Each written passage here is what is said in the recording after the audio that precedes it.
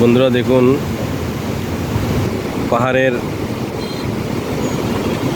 বৃষ্টির পানি সমতলে নেমে এসেছে। এই যে ইছামতি নদী দিয়ে দেখেন, এটা হচ্ছে ইছামতি নদী।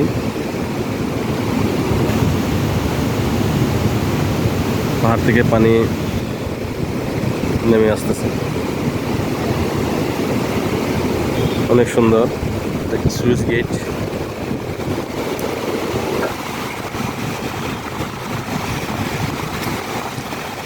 এবং অনেক এখানে মাছ ধরার চেষ্টা করতেছেন।